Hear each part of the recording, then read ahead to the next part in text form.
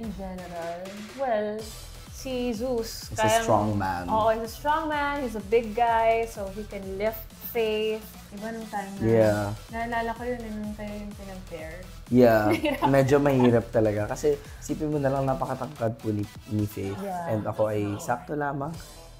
And si Zeus talaga, very athletic siya na person. So feeling ko yun yung isa sa mga strength nila. Si Faith din, parang siya rin yung type na parang, pag may pinagawa, hindi gawin natin yan. Yeah, Ganun siyang tao. Pareho silang competitive din talaga. Silang dalawa ni Faith. Alam mo, sobrang decidido nila sa ginagawa nila. Kapag may binigay yung coach sa kanila, gagawin talaga nila. Parang may binigay na something na, kaya nyo to, sige po, gawin natin. Oh. Sobrang into talaga nila sa kung anong ginagawa nila. Tsaka magaling sila pares, tsaka matangkad din parehas. Yeah. Ang ganda nila.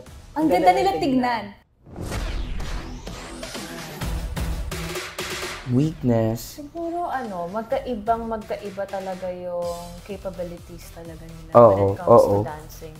Kasi si Zeus, bata pa lang, sumasayaw na. Yes, Si Faith, parang ngayon niya pa lang nade-discover yung strength niya. Sa dance. At saka yung passion niya for dancing. So parang ang laki ng kailangan niyang habulin kay Zeus. So yun siguro. Weakness. Siguro magkaiba sila ng ng style ng sayaw. Since Kuya Zeus more on hip-hop, b-boy, si Faith kasi very femme. Femme siya gumalaw. So parang alam mo yun kapag nag-combine sila. Yun lang sa tingin namin yung pagkakaiba nila ng genre. Yeah.